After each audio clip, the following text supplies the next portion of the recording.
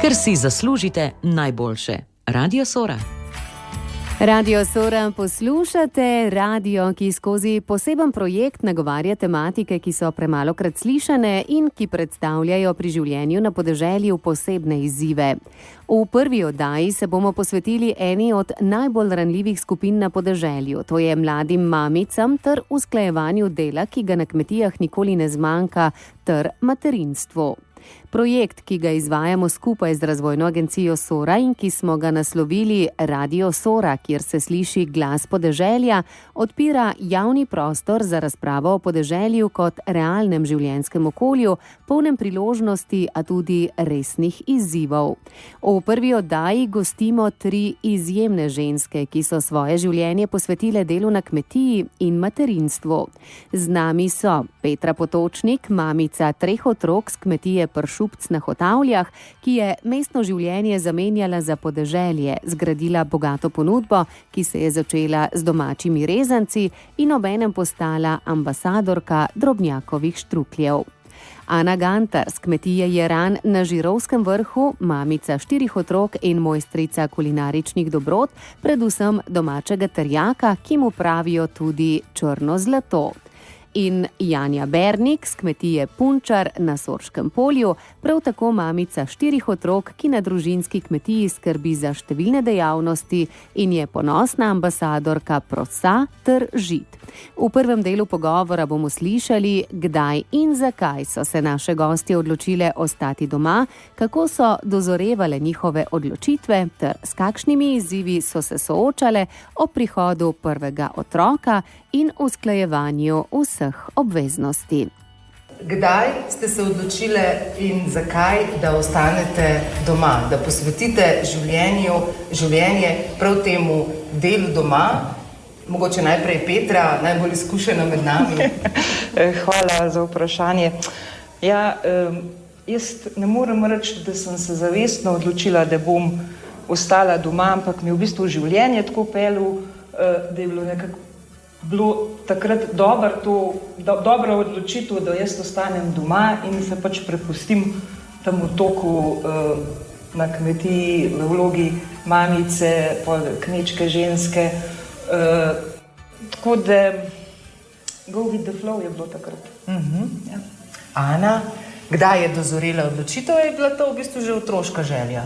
Ja, to je bila moja želja, da sem jaz doma. Res, jaz sem imela možnost iti v službo, zato ker nimam živinorejske kmetije, ampak imam sadjarsko. To se pravi, da nimam zjutraj pa zvečer za okreviti. Lahko bi šla, ampak to je res moja želja, da jaz sama naredim kakšne izdelke, da so res moji, da to niso, ne vem, zneta potegneni iz knjig, recimo recepti. V glavnem, res sem si želela, da sem doma. Sva bila pa z možem tako zmenjena, da če slučajno vidva, da ne bo šlo, pač grem v službo. Ampak zaenkrat delava na temu, da bo on doma ostal. Lepo. Janja je dozorevala odločitev, je bil to trenutek ali je v bistvu to že od rojstva razlo? Mogoče mi je bilo nekako položeno zibelko kot edinko, ko sem se rodila na kmetiji družinski, ampak potem je bilo pa kar hipno, zato ker sem po prvi porodniški še kot študentka pač se moraš nekaj ustaliti in je bila nekako logična izbira, da ostanem doma in na tem gradim in da si ustvarim pač neko delovno mesto. Pa če midva, Janja, kar nadaljujeva, materinstvo, prvi otrok, na kakšen način so prišli izzivi in kateri so bili tisti največji? Mogoče vsa ta pričakovanja sam do sebe, potem kaj vse moraš, vse si na neki novi poti, kljub temu, da se že prej pripravljaš, pa vidiš svoje starše, kako furajo kmetijo, ampak pač pol sprot nekako zajahaš in plavaš in probaš čim prej splavati. Je pa vsega, no, pa tudi kljub temu, da sem zdaj že 10. leto, 11. v bistvu mama, še zmeri pride kaj na pot. Še kakšno presenečenje. Tako, ja. Ana, kako je bilo pa s prvim otrokom in z novimi obveznostmi in z usklajevanjem vsega? Je bilo več plusov ali več minusov? Bom tako rekla, glede na to, da je bila moja želja, da sem doma, vidim več plusov. Seveda, največji minus je čas, ki ga ni, ki enostavno ga ni. Pač si ga res moraš vzeti, ampak če si ga vzameš, pa kakšna stvar počaka. Tako da vseeno raj si vzamem malo več časa za otroke, več časa, čez vikend, da takrat res izkoristimo in igre in ne vem, da gremo kam sprehodi, konc koncev tudi kino, da greš, da se počiš, vzameš kokice, pač da gledaš. To so pač tisti mogoče, ki pogrešam, pa da grem mogoče, kad je malo kasneje spat.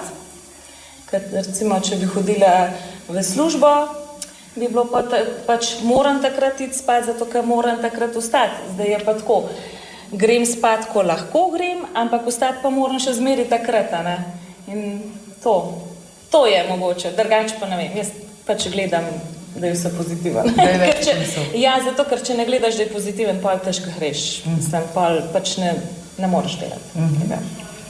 Petra, vajena mestnega življenja, si potem na podeželju našla več tistih pozitivnih lastnosti biti doma oziroma pozitivnih vzrokov kot negativnih, oziroma kateri so bili tisti največji izzivi potem, ko so prišli otroci, 3 so že?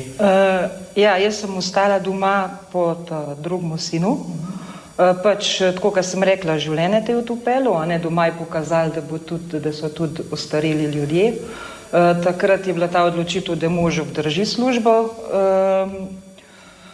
Jaz ostanem doma, potem sem rodila še hčerko, ampak iskren povem, sploh se takrat nisem ukvarjala, kakšni izzivi. Pač nič. Bilo je, v zavesti sem imela to, da pač moram nekaj delati, da moram preživeti, da ne morem biti jaz odvisna od, ne vem, moža, tašče, tasta, da sem jaz pač sposobna delati, tako sem bila vzgojena in tako so se stvari poklopile, a ne, željna sem bila tudi znanja, imela sem ideje in pa, kad ti nekaj steče, kad ti nekaj gre, te pa v bistvu sam žene naprej, a ne, se sam sestavljajo zadeve skupaj. Nikoli pa nisem rekla, da bo tako to ostalo, da bom jaz po domač povedano zabetonirana doma, a ne, da nikoli ne veš, kaj ti bo življenje prinesel in pač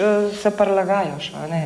Svoj poklic, ki ga imam, ga trenutno upravljam z velikim veseljem in lahko sam še to rečem, da imam v žepu te uniforme sam več izkušenj, ki sem jih pridobila skozi to pot. Redki ljudje so še takšni kot ti, vsem se neskončno mudi. Ti me poslušaš v tišini, začutiš stvari, ki jih srce govori. Če po naključju se nama zgodi, da pot med nama se razdeli, če me nemir prevzame, vem, da na dosegu rok boš zame leti, ti takšen si. Ker brez besed boš povedal, da imaš me rad, in brez besed boš priznal s pogledom takrat, da sva v redu in vse dobro bo, da boš ujel mi modro nebo. Ljudje, ki čutijo kot ti, imajo nekaj, kar v drugih več ni, tople oči.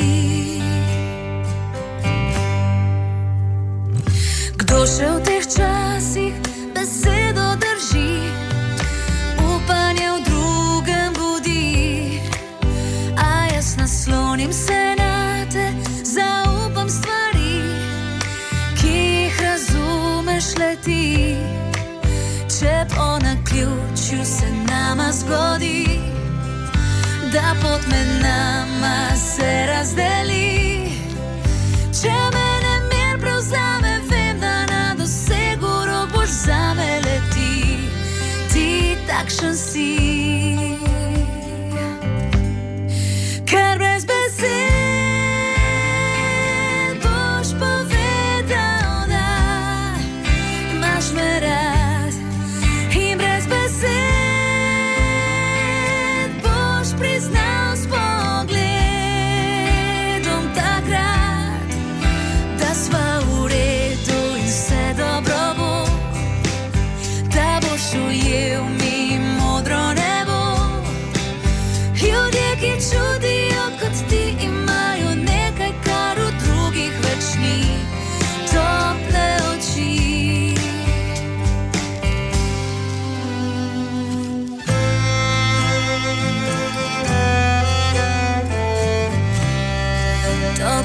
oči.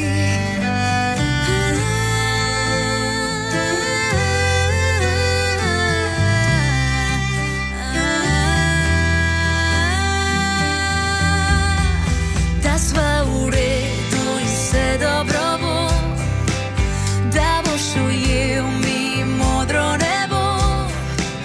Ljudje, ki čudijo kot ti, imajo nekaj, kar v drugih več ni, tople oči.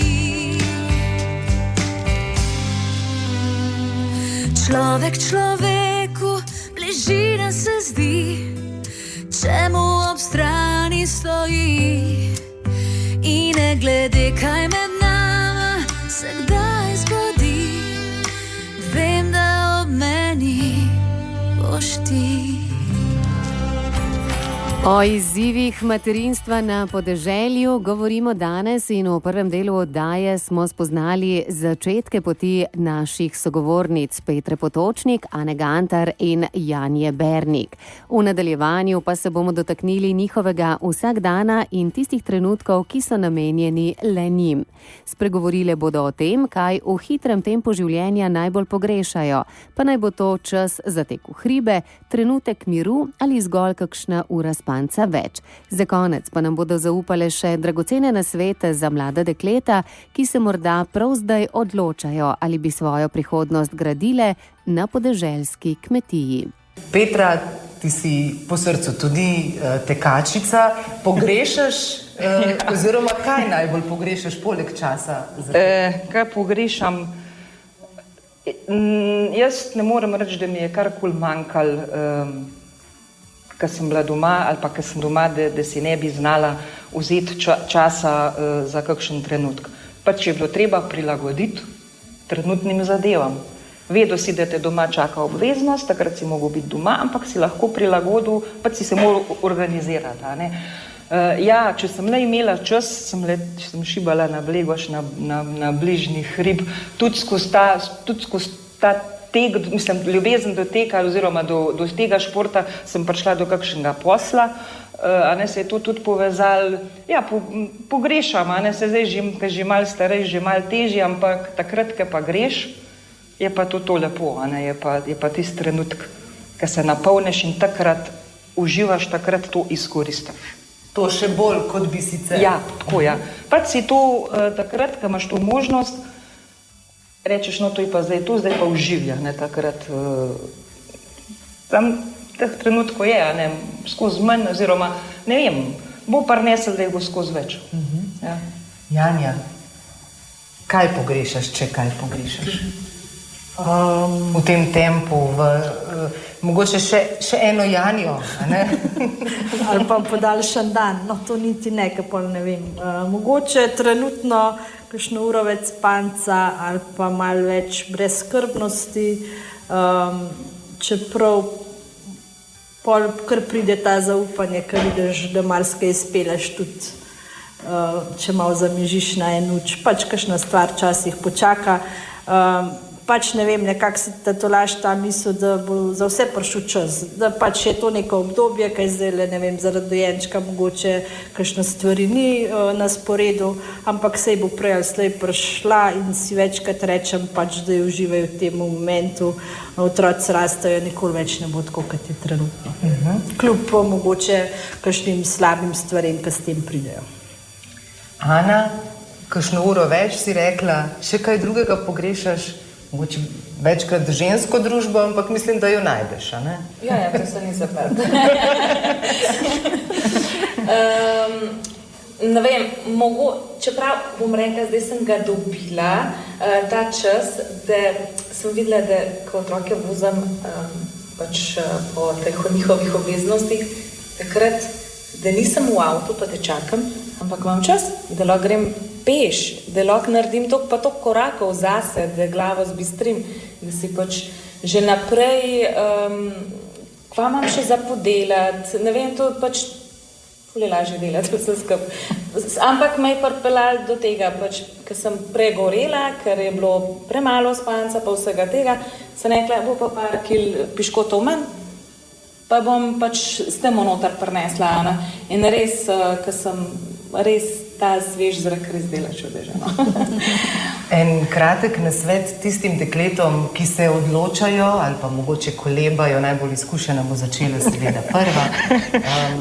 Petra, ko pogledaš nazaj, kaj bi sebi svetovala takrat ali pa kaj bi svetovala zdaj dekletom, ki so v svojih rosnih 20-ih pa se v tem odločajo ostati doma, ne? Jaz bi v bistvu, če bi bila danes pred temu, a bi še ostala doma, a ne bi, lihtko bi. Ne bi rekla, ne bom, a ne, pa lihtko bi ostala doma. Zdaj, težko bi rekla, kva bi drugače naredila, ali pa kva bi drugače naredili. Mislim, da nekaj smo delali prav, ker ta starejši sin želi delati doma, no, tako, a ne, to smo nekaj naredili v to smer. Drugače pa, če se čutijo ženske, da bi rade delale doma, da bi bile rade, ne, mislim, zakaj pa ne?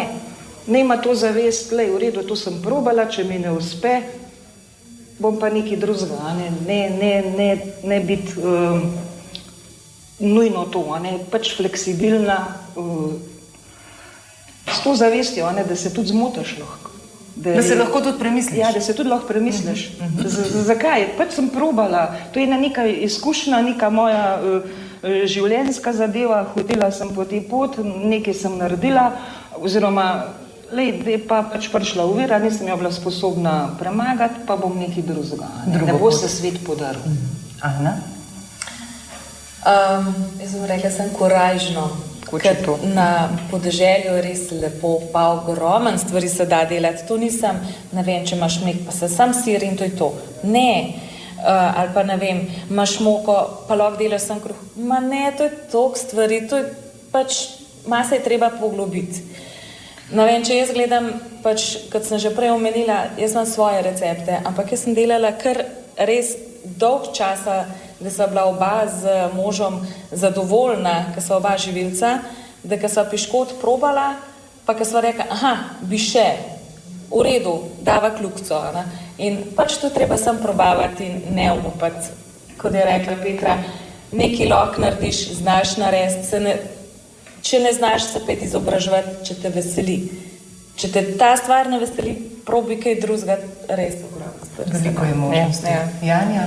Jaz bi pa rekla, predvsem, če imate to šanso, da imate mogoče že od svojih staršev kakšno pot položeno, probite jo izkoristiti, morbiti pa tudi, če se vam zdaj zdi tako malo brezvezna, mogoče se boste pa najdeli v tem, pa se konc koncev vse, kot ste rekli, ni zabetoniran, probite se nekako pogovoriti, pa peleš v svojo smer, pa se nekje najdeš, sej itak nismo vsi za vse, pa ne vem, meni ogromno ta medgeneracijsko sodelovanje, meni ogromno pomeni, da imam mamo ob sebi, je veliko lažje vse speljati naprej, tako da sam korajžen. Pogum velja, ne? Pogum tudi sreča, spremljate vse tiste, ki ga nosijo v sebi. Hvala vam za vse misli, ki ste jih delile z nami, pa še kakšno bomo. Za danes hvala lepa, pa pogumno na vaši nadaljnji poti. Hvala lepa. Današnji pogovor nam je razkril, da življenje na podeželju ne pozna 8-urnega delovnika in zahteva ogromno mero prilagodljivosti.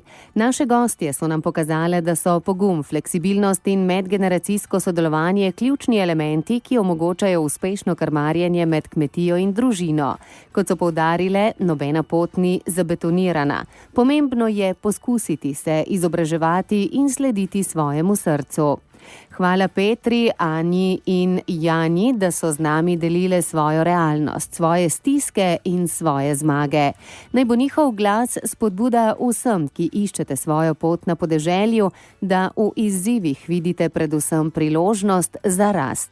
V okviru projekta pa bomo spoznali še izzive mladih prevzemnikov kmetijskih gospodarstev, obrtnikov in podjetnikov na podeželju ter kakšne so možnosti obšolskih dejavnosti za otroke podeželja.